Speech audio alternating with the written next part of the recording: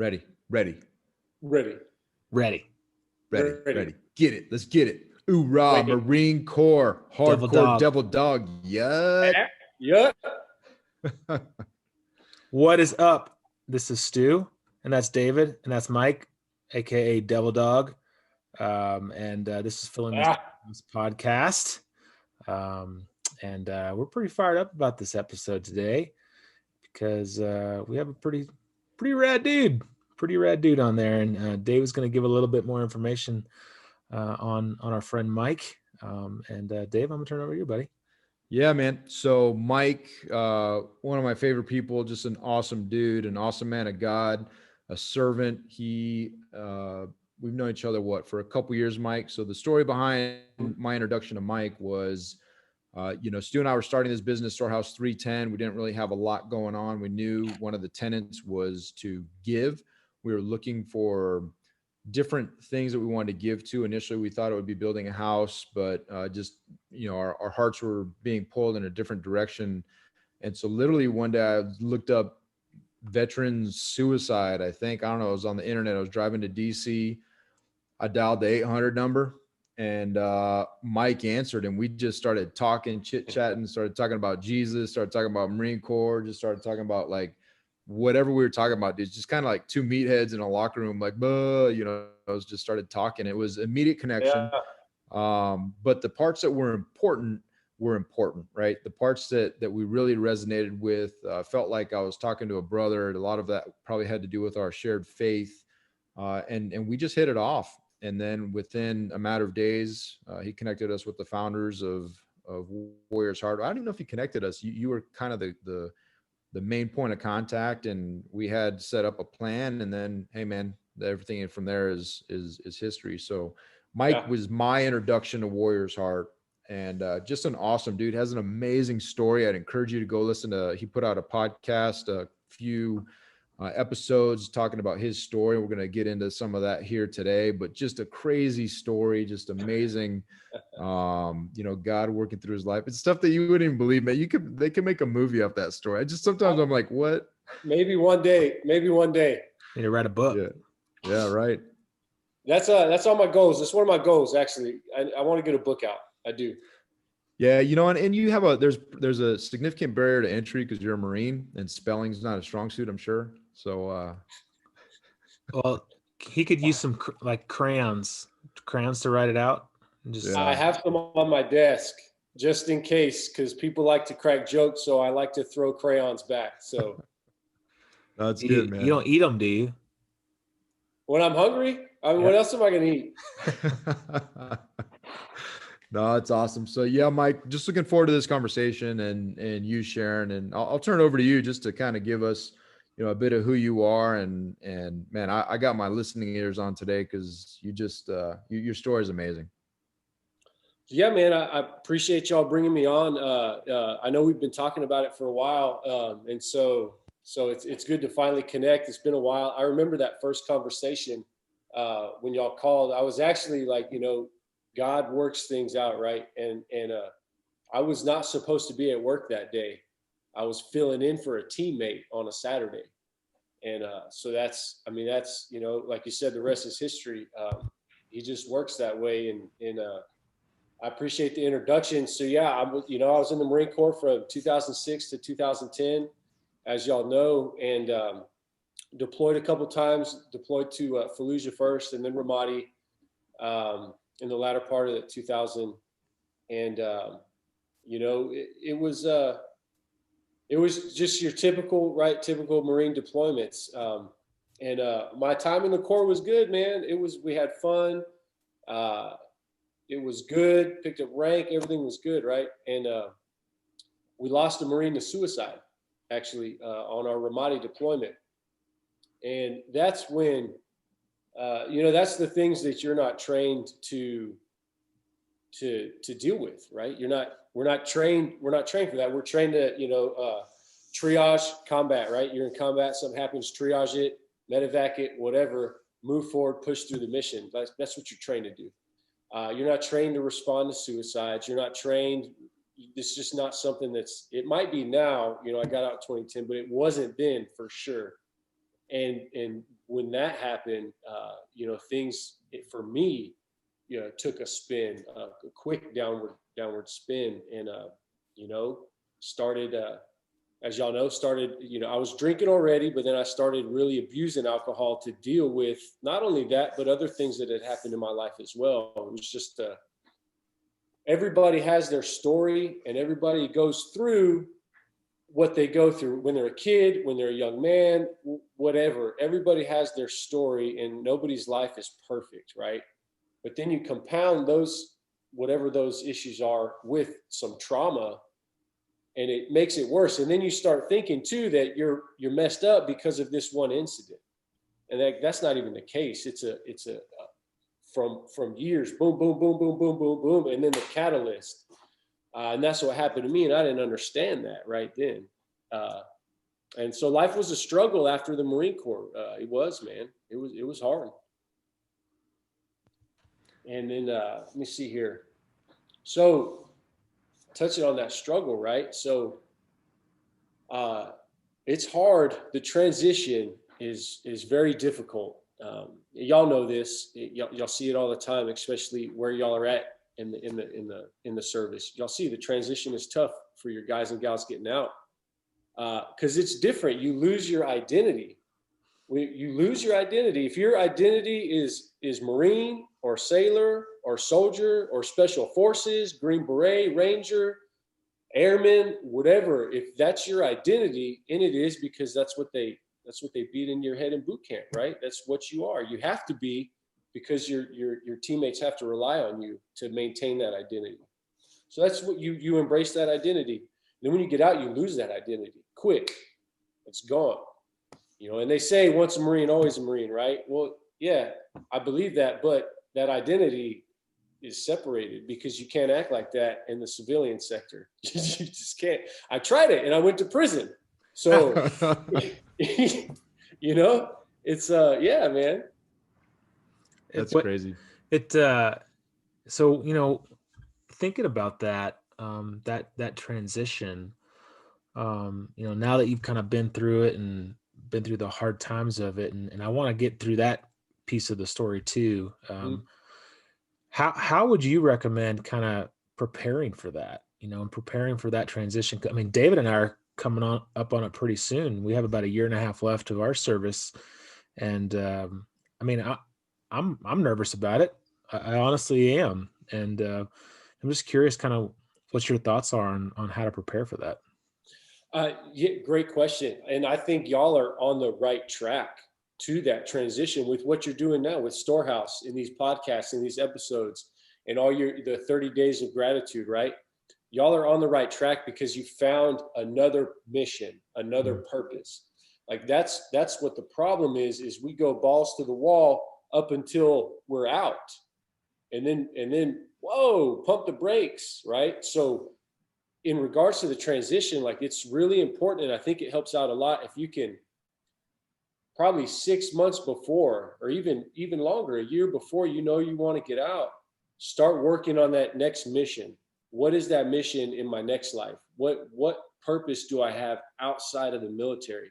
And if you can find that, it'll help you detach from that identity that you currently have, and you can embrace that transition. But if you're holding on, like I did, I held on to the, oorah, yut, yut, devil dog, kill, up until discharge.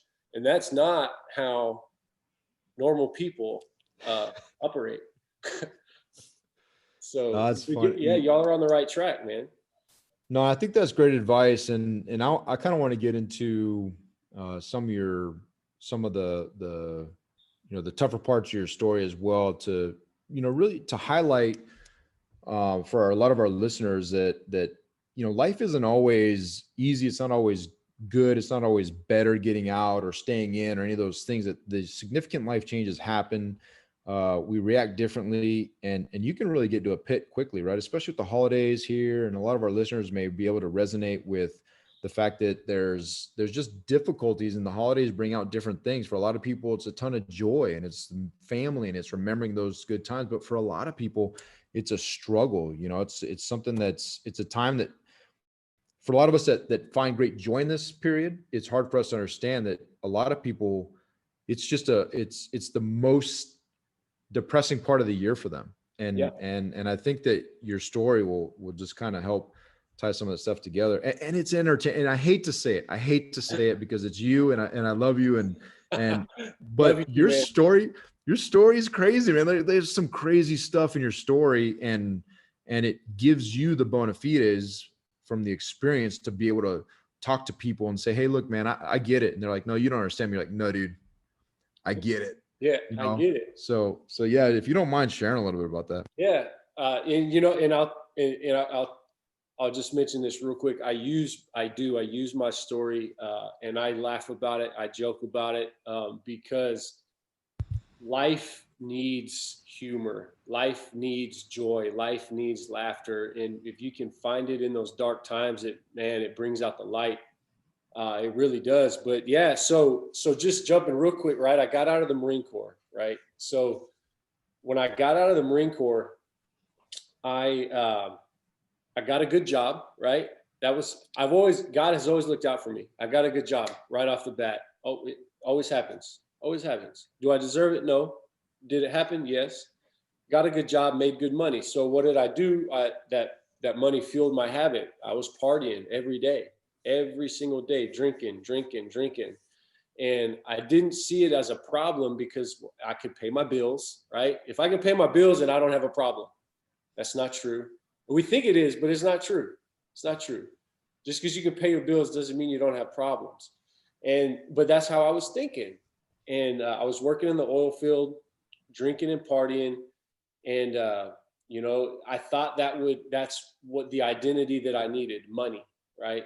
That was my identity. I wanted money to make me better so I didn't have to have any more problems. And it's just, that way of thinking is just so twisted, but it's so real to so many people, even wealthy people. They're attached to their money. There ain't no way to live. And this disease doesn't discriminate either. It doesn't care who you are, man. It doesn't. Alcohol addiction, drug addiction, PTSD. It didn't discriminate against me, and I'm a blood-bought child of the King, and it didn't discriminate against me. And I struggled like that for many years. Been to jail numerous times. My dad was a pastor. Okay, my father was a pastor of a non-denominational church. Nice little Christian church out in the middle of nowhere. And my mom worked in the church with him. We didn't have a lot of money, but we were raised right. We weren't raised little hellions. But it doesn't discriminate. I fell into the sway of addiction like that. And so that, my parents had to deal with that, right? Like, oh my gosh, praying to God every day that he would intervene and change, right? But it's in his timing that things happen. It's in his timing. It's not our timing. We can ask all we want. It's in his timing. And so life went on, man. Like I said, I got arrested numerous times. And I'm not proud of any of them, but it's kind of, I don't know, man. 30 times is a lot. 30 times? There's some humor to that. Yes. 30, I forgot that 30 number. times. I forgot, like 30. Yes, 30. Yeah, Stu, and how many years? And a 0. In how many years? Like 5 years, 10 years? From 2010 to 2015. Oh, dude. Man, you're an overachiever, brother. You are an overachiever. Like, if you're going to do it. I'm not even mad at that. Like, yeah. Right, it's impressive. It's impressive. And you know what, though? To that, I never went to prison. I did go to prison, but up until 2015, I hadn't. So I'm a veteran, and the court systems are very generous with veterans these days. And that, I'm not saying they should be harder, but what I'm saying is, for me personally, that I got in the mindset that nothing worse other than bonding out the next day or the next week was going to happen to me. So there was no consequences to the way I was living, right? It's like, get arrested, go to jail, get out, live life, get arrested, go to jail, get out, live life. That cycle, it just kept going on. Arrested for fighting, arrested for DWIs, arrested for assaults, arrested for drug possession, arrested for driving without a license, arrested at the DMV for trying to get a license. Like, yeah, we had a little family. Okay, funny story for you. I got a tax return check and I was super excited to cash it. Okay. And I go to the DMV and I couldn't afford to pay for my $20 for my ID. Okay. So I had to call my family. My family came out. So I had a little family reunion at the DMV in Boerne, Texas. And the lady, she's sitting across the computer and she's like, "Sir, this is taking a little too long. And my computer's acting up." And I was like, "Okay, whatever."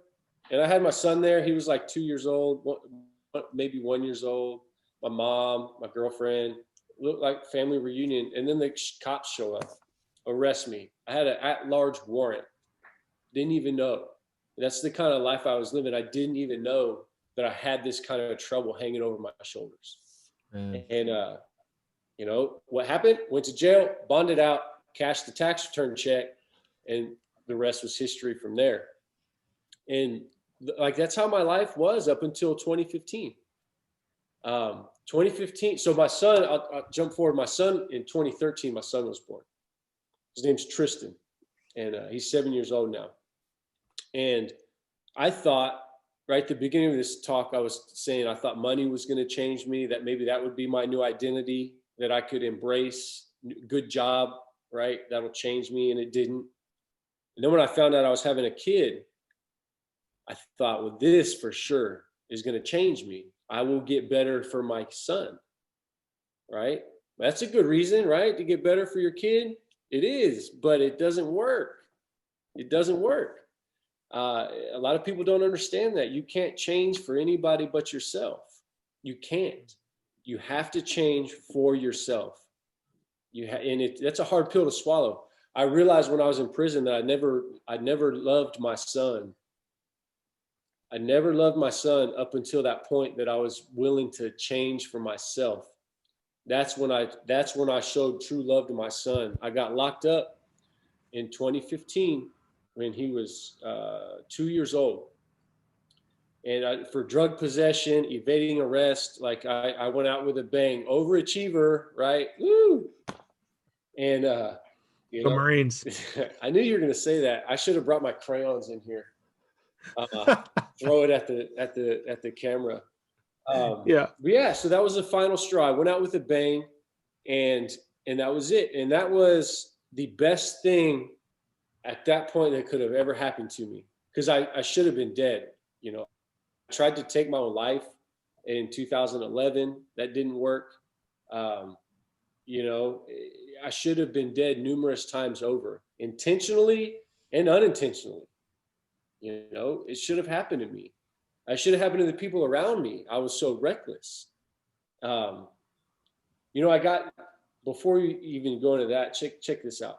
So I had a red Dodge, okay? Dodge Ram. I had it before I joined the Marine Corps. And when I got out of the Marine Corps, I put a bunch of Marine Corps stickers on it. And I was in a car accident, completely intoxicated, drugs and alcohol. I was in a car accident in San Antonio, and I was rear-ended. I pulled out in front of somebody, and they rear-ended me, and I was intoxicated. It was my fault. Totaled my truck, totaled her van. And I woke up in the hospital. I thought I killed somebody.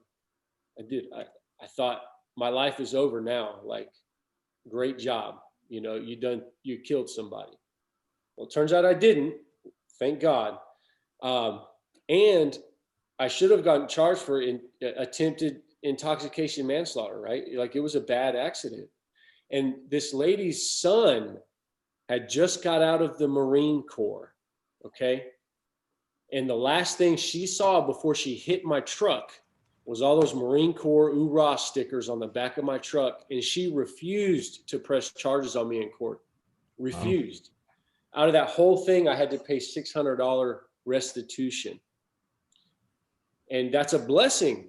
But, man, I needed some consequences, to be honest. What did I do a week later? Got a new vehicle, was drinking and driving, and being just as stupid as I was before. Like, even something as serious as that wasn't enough to change the things I was doing. And, you know, some people don't understand how serious and how difficult it is to change the course you're on when you've been on that course for so long. It's what people struggle with when they serve 20 years in the military. Yeah. You've been in the Army for 20 years. And now I'm asking you to get out and go work at a desk. Like, that's going to be a struggle. You know, you get your routines, you get your habits. And unfortunately mine were all bad. So I went to prison 2015, and my son was 2. And that was where I was sitting there. I have an honorable discharge. I'm not a criminal. I've been arrested like a criminal, but I'm not a criminal, right? And in prison, I thought, like, how am I here? What is the purpose? What's my purpose now? And the Lord, he spoke to me, like, not audible voice, none of that, but my heart changed. While you're in prison? That's not when I was in prison. Okay. In what was supposed to be the darkest place I could have ever been, right? The penitentiary in Texas is horrible. Yeah. FYI. In case you were curious, it's a horrible place to be. But that was where I felt at the most peace. Mm-hmm. I was at the most peace in prison with my Bible and my thoughts. And I thought for sure that was going to be the darkest place I would ever be, in prison with my thoughts, because my thoughts were twisted. But my heart changed. I finally knew what it was to love my son. I knew that up until that point, I hadn't loved my son. If I loved my son, I wouldn't have been doing what I was doing. It's hard to say that, you know, because I'll tell you all day long, I've loved him his whole life, and I have, but it was with it was just a emotional love, right? My son, I love him. They were words. They weren't enough to change. Your heart wasn't from here. No, it was just words. Yeah. It was just words, man. So Side note, I'm probably the only, I'm not the only person, but, I had a daughter while I was in prison. While you were in prison? While I was in prison. I went into prison with 1 kid. I came out with 2, and they're both mine. That's a great accomplishment, dude. It's crazy, man. Isn't it? Overachiever. So what was it? What was it in prison? Like, was it just one day, God talked to you and just completely changed you? So I was reading my Bible. I was working on my relationship with him. I was really, I grew up in the church, so I wasn't new to understanding. Right. I put my faith in Jesus at a young age. So I wasn't new to that. So I had a good understanding of how to read the Bible, how to study it, like the main principles, if you will. So it was easy for me to jump into it. That can be difficult for a lot of people to just jump right in and be willing to believe everything it says. Yeah. That can be difficult for a lot of people. Where do you start? Right. Right. But do you start at page 1, or do you start New Testament? You're like, what, where? Right. Okay. So that was easy for me. But I had a dream one night. I had a dream, and I in this dream, there was this super bright light. My body started shaking in real life, not in my dream. Like I was shaking, and that woke me up. And it was just this super bright light. And ever since I woke up, my heart's been different. My way of thinking has constantly gotten better as the years have gone by. I've grown personally. My understanding of and my faith have grown. I haven't had any desires to drink or drug anymore. And I was drugging bad, smoking meth, taking pills. I was strung out. I went from 245 pounds when I got out of the military and I was in the oil field, and I started smoking meth and using drugs. I dropped down 164 pounds. My mom thought I was dying. She saw me for Thanksgiving one year and thought I was dying from like AIDS or something, some crazy disease. Like I looked like death was at my door. And life hasn't been the same since, man. Man, that's crazy. I told you listeners that he has a crazy story. And I'll tell you the part that's most amazing to me is just the redemptive power of your faith, but there's also a lot of very practical, um, steps that you took as well, right? There's a lot of self reflection. There's a lot of effort to intentionally spend time doing the things that would better yourself, and there's fruit from that, right? And for folks like us, obviously, our faith is huge, is paramount in that entire discussion, that process. And I truly believe, God absolutely had his head on you and was blessing you, because you should have been dead and killed a number of people, it sounds like. Yeah. But that didn't happen. But he's preparing you for now, right? He's preparing you for this moment to be the man that you are now, to be the mentor, the guide, the person that people can. You pick up the phone, right? Like, that's when I think of Mike Odell. The line that I always think of is just, he picks up the phone. And that's Mm-hmm. for the people that are calling or struggling. That's for, Stu and I calling, looking for causes to support and to be a part of. And I'm just kind of curious, as as you go through this crazy story and this redemption, like, what is it, what are you seeing now? Like, we talked the other day and you said, hey man, I just got off the phone, I had a number of phone calls over the holidays, and I'm just kind of curious, that transition to what you're seeing and how you're helping others particularly during this time. So yeah, man, thanks for bringing that up. It's very difficult right now. Not for everybody. For everybody struggling, veteran, first responder, or not, regular civilian. Like, it's tough throughout the holiday season. And yeah, man, Warrior's Heart. This is Mike. I say that every day, probably 100 times a day. Warrior's Heart. This is Mike. And some calls are really great, like when someone like yourself calls and I'm able to share and have a positive conversation. And then other calls are not so great, man. People are struggling out there, especially during the holiday season, Thanksgiving, Christmas, New Year's. Like, these are supposed to be happy times. And most of us have a police officer or first responder are working the holidays. Someone's got to make sure we're safe at home for the holidays. They're working the holidays. Our veterans, or our active duty military and our veterans, they deployed for the holidays. And maybe something didn't happen traumatic on Christmas Day. Maybe Christmas Day was a beautiful day in Iraq or Afghanistan or Somalia or wherever you were. But what happened 6 months before that, right? What happened a week before that? You're in combat, something traumatic happened. You lost a buddy to an IED. So that whole deployment is attributed to that traumatic event. And you have the holidays in that deployment. So now your holidays are attributed to that traumatic event. So up until the time you joined the military, you had positive, happy holidays. And now all of your holidays are connected to a traumatic event. They're connected to that deployment. And now you're adding in addiction and substance abuse, alcohol, drug abuse, whatever, on top of PTS. I mean, that's a cocktail for death, man. So these time right now is crucial for us to, when we know someone is struggling, reach out. Like, a lot of people will say, I wish someone was doing something about this, right? I wish someone would call so-and-so, or I wish someone would step up and help change this community, right?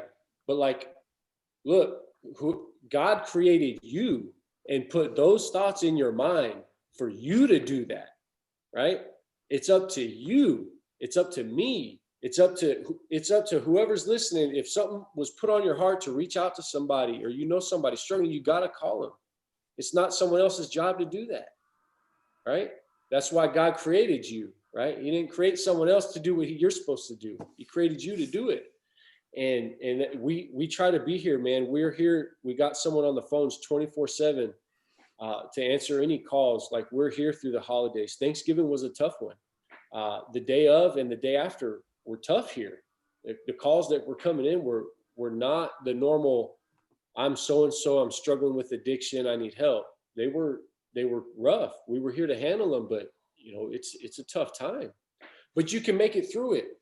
right? You can make it through it, but you got to have that support. People like myself, like you, like Stu, like the people on our team here at Warriors Heart, the resources y'all have on base, the nonprofits out there. There's tons of resources. The Veterans Crisis Line, like they're out there. But who wants to call and talk to a stranger about your problems? Right. Yeah, that's huge. And you know what I've been starting to learn and understand a whole lot more is some of these feelings and some of the stuff that happened back then. Like it takes a while to kind of resurface. And I'm actually personally going through a little bit of that myself. You know, I deployed to Iraq in 2008, 2009, and every single Thursday we had rocket attacks. Every single Thursday. We just called them IDF Thursdays, indirect fire Thursdays, right? And every single Thursday we'd put on our battle gear, we'd duck down and hope for the best, right? And for me, it wasn't until 2013, I think.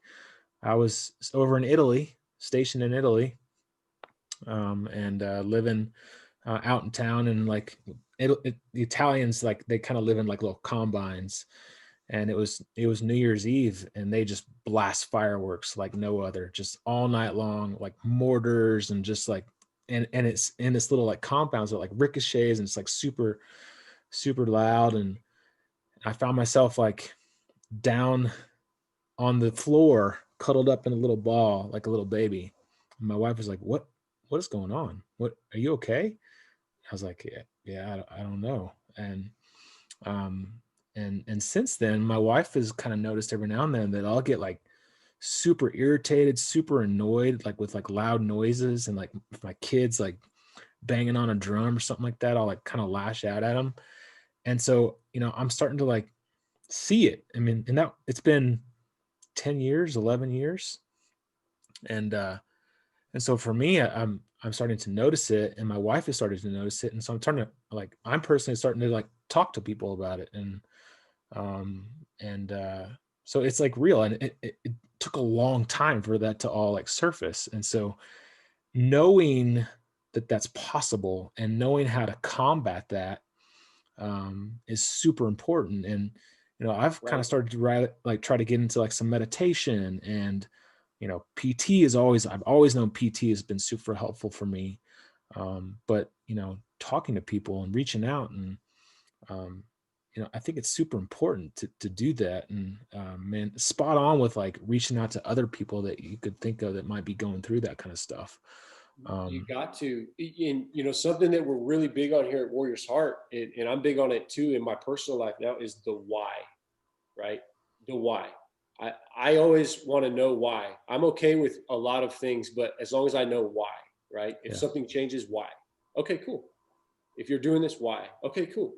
And something that works for me personally is journaling, meditation and journaling. And when I'm done journaling, at the end of the day, I can go through that daily journal and go, why? Right? Why? Maybe those were relevant thoughts that are now irrelevant. You know what I mean? Or maybe there was a reason why I thought those, and then I can talk about why. I can think about why. And that works for me. Just simply when I'm irritable or whatever, write down my thoughts. You don't have to write pretty.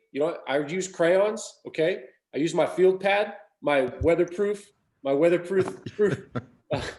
pad with a crayon, right? Y'all know what I'm talking about. I know what you're talking about. And just write down your thoughts. And then later on in the day, when just now go, why? Why was I feeling that way? Were my kids being allowed? Okay, well, maybe like they're kids, whatever, but just the why. Trying to figure out the why behind your thoughts is easier when you write it down. Yeah, no, and Stu, I really appreciate you sharing that. And, we've obviously talked about that. And Mike, appreciate you being so candid about, your past. And I'll tell you, just this little fellowship group right here, right? We're talking about it. And I think when you're able to talk about that stuff, you're able to laugh about it. You're able to add some, because we there are so many people out there that are struggling with this stuff, and that this might be a tough part of year, and may have some PTS and even chemical dependencies or whatever the issues may be. And I'll tell you, you're not alone in it, right? And Right. so if you find groups like this, like that, you can just sit and talk about this stuff and laugh about it, but address it. That's one thing I love about my conversation with Stu and you, Mike, is they're always deep, very deep conversations that help me grow almost all the time. But there's also a bunch of laughter. They're defined by laughter. It's a core value in our company. I mean, it's Stu, right? Like, Stu's talking about something serious, but you keep like, how do you not laugh at that guy, right? Like, Yeah. it's almost impossible not to laugh at the dude. Just look at him. And so, but you're able to bring that stuff. You're able to laugh about, like, in the moment of your imprisonment and all the life trauma that got you to that point. None of that is funny. It's sad. It breaks God's heart.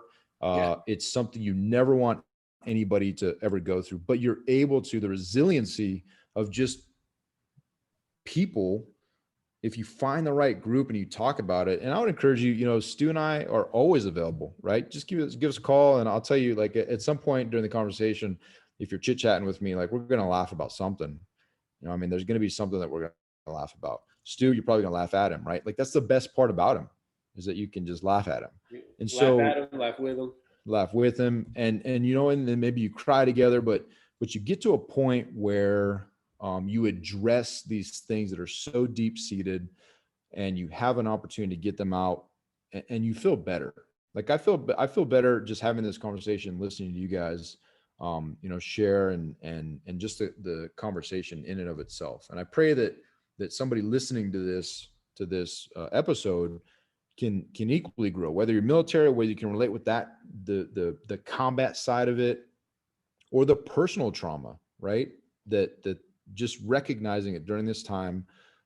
There are those people, and as we highlighted in our gratitude for friends, friends are the family you choose, and you can find those people, open up to them, and it can be an intentional exercise in self-healing and growth. And I love it.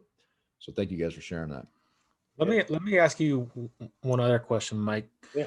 Since you're kind of in it every day and having these conversations, what if we switch it, and instead of you being all good and reaching out to somebody else, what if someone is struggling and they reach out to you, and you're the person receiving the phone call, like you every day you're receiving that phone call with someone that's struggling. How do you handle that? And what do you say to that? What's the, and I know it's probably not an easy answer, but kind of how do you handle it on a day-to-day basis? Yeah. It maybe 2 years ago, it wouldn't have been an easy answer, but you got to find common ground. And unfortunately, I have a lot of things in common with people struggling. Again, it's funny, right? Do you like a comparison? Do you ask them how many times that they've been to jail, and Right. be like, "Oh man, I got you, I got you beat." No, but it's finding that commonality, right? Like, oh, you don't understand, man. I think I'm fixing to go to jail. I'm struggling. I'm like, no, I get it. I get it, man. Let's talk about that. Like, and if I need to give you some accolades, I will. Like, let's find that common ground. It doesn't have to be service on service, Marine. Like, it just that common ground. Are you a veteran? Me too. And like, are you a police officer? I've ran into a few police officers before. Like, let's talk, man. Just even finding humor in that, like, will get people to connect. It's about that connection and asking the right questions. People don't want to get bombarded with a ton of information. The phone, this thing right here is 1,000 pounds when you're struggling. So just the fact that it rang, I already know that I'm seconds away from this person hanging up on me. If I answer, I'm like, "Hi, you've reached our helpline. Can I direct your call, please?" Like, that's the last I will ever hear from that person.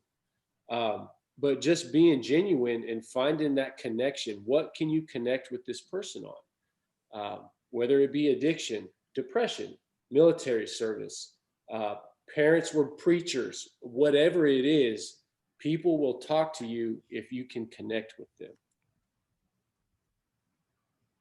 No, that's huge. And again, it boils down to, one of my favorite verses, and Stu and I talk about this one quite a bit, is be quick to listen and slow to speak and slow to anger, right? And I think that quick to listen part of it, I know for me, self-admittedly, huge challenge, right? Because my Huge challenge. my mouth just wants to go, and potentially my ears want to hear my own voice, right? So I acknowledge that, but when you just shut up for a second and listen, you have two ears for a reason and one mouth, right? And so when you just open up those ears a little bit, and you find that uh, at the end of the day, we all essentially want the same things, right? We want the holidays to be a great time. We want great memories. We want our families to be healthy. We want to prosper. We want peace. We want all these things. And so we're not all that different, And I think that, you highlighting that is something that's, if once we realize that, it opens the door to conversation and opens avenues to connectivity and connectedness that are relatively easy to find. I think that's pretty powerful. Yeah, definitely. It's And definitely it is just shut up, right? It's just like sometimes you just got to shut up and listen. Yeah. I so another kind of war story that so I asked that because I had someone reach out to me, and they were struggling, and I honestly I didn't know how to handle it, and I think kind of thinking back on it, I think I was trying to like fix it like right then and there, and try to like find solutions to what he was going through, because he was a little bit junior to me. He was a pilot in my squadron. He had done a deployment to Afghanistan, saw some things, did some things, regretted it, like stuff going through his head, emotions, and I was trying to like validate it and fix it, and I should have just listened. And it's tough. Well, we want to fix people. We love people.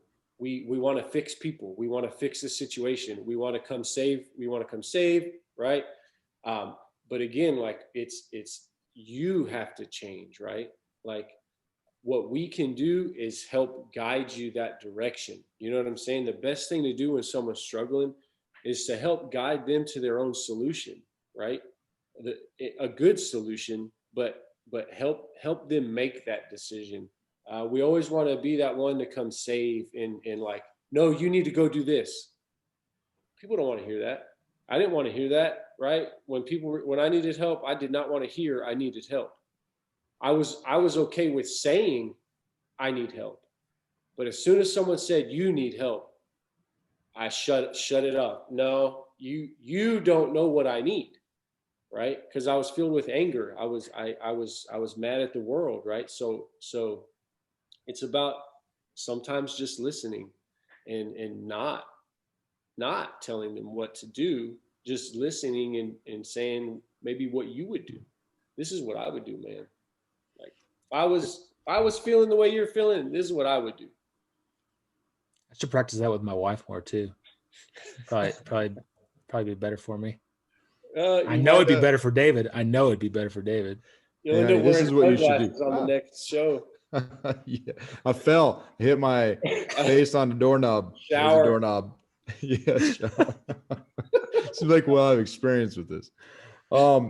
Hey, so Mike, we're kind of getting to the hour, Mike, and I want to ask you the hour mark, Mike, and I want to ask you just a couple more things real quick. But so where do you see, like, you're in doing Warrior's Heart, crushing it, awesome part of the staff, doing amazing things. Like, where do you see yourself going from here? Where do you see yourself in, 5-10 years? I know that's something I've been thinking about a lot actually lately. I know that I will be serving people At what capacity, position, or location, I have no idea yet, but I know that if I stop serving people, I'll start to serve myself, and I will self-destruct.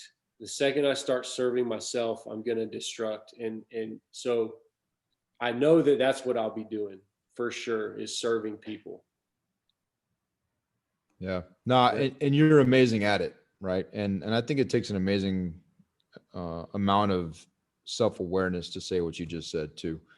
I think that's awesome. Powerful, man. I mean, you know, what if we all had that type of mentality? What if we all were just like here to serve people? And that's what the world needs so bad, Stu. Right? Right? If the world would come together and serve each other, like, serve each other. Oh my gosh. Yeah. Well, we're on a mission to do that. You know, I think this platform has been tremendous for us. I think David and I have seen, man, we've seen some blessings come out of this. So you're encouraging us to continue, and I thank you for that. So it's awesome stuff, man. Thanks, man. Let's talk real fast, just kind of a brief overview. I mean, and we've talked about it before. We've talked about Warrior's Heart, but you know, for those that maybe didn't listen to early podcast episodes, just tell our listeners what Warrior's Heart is all about.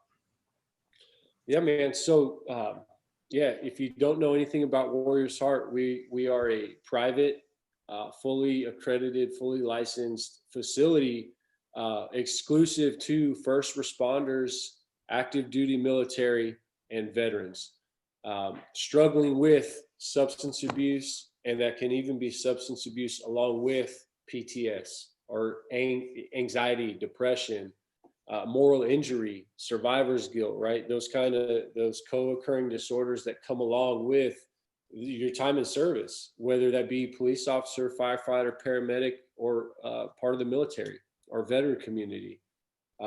We are here because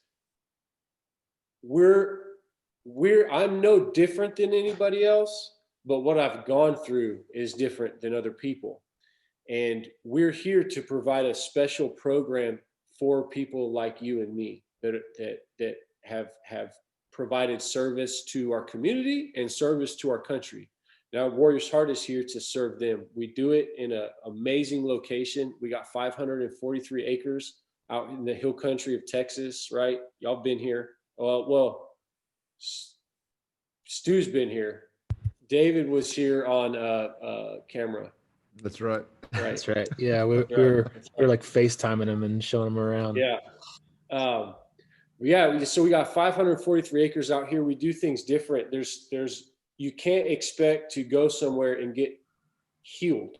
This is an ongoing process. It's a daily part, got to be part of your daily grind. We help equip and fill your toolbox up with the tools you need to succeed in your recovery when you get out of here. It's up to you to use those tools though, right? You got to use the tools, but that's what we do. And we do it in a private facility. We've got wood shops, metal shops, canine therapy, cooking classes with our executive chef, Warrior's Art, fishing, gym, right? All of they're cool, they're fun, but they're therapeutic by design, right? You need to find something that resonates with you, something that you enjoy doing that's positive, so that when you go back home and you get irritated because your kids are screaming, you know what works.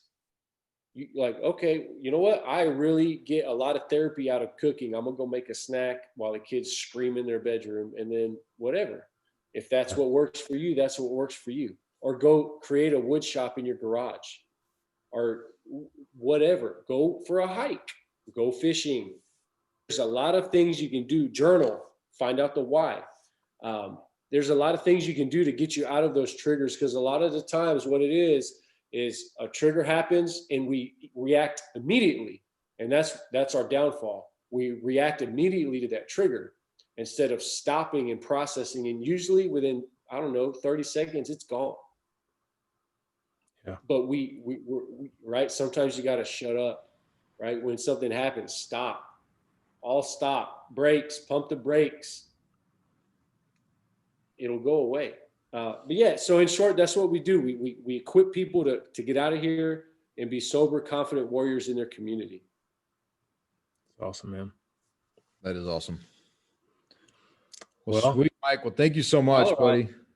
No, I'm really looking forward to hopefully once this COVID thing subsides and we're able to do a little bit more on the military side and travel. I'd love to get out there. Stu and I are talking about getting out there, just fellowshipping with you guys, putting in some work, sweating a little bit out there. And, just really grateful for you, for your story, for your willingness to share, and probably mostly for your willingness to pick up the phone, dude. I think that makes you an absolute warrior. And I know that there are countless lives that are saved, lives that you won't know until you get to heaven, that just the sound of your voice and you offering your ear has given people. So it's a gift, the gift of life, and just so grateful for you, brother. Thanks, man. Yeah, brother. Back at Yeah. you. Hey, how can people get a hold of you, Mike? So just, you can get on, there's on warriorsheart.com. You can fill out a information web inquiry. You don't have to leave a lot of information. If you want to just leave an email or a phone number, do so. And then one of our teammates will reach out. And yeah, just get on there. It's awesome, dude. Well, I know this brought a ton of value. It brought value to me just in this hour conversation. So I appreciate you. It's great to see you. And, so everyone listening to this, hope you guys hear it. And, for those that are struggling through the holidays, take some of this stuff, rewind it, listen to it again, reach out. Warrior's Heart has a ton of resources.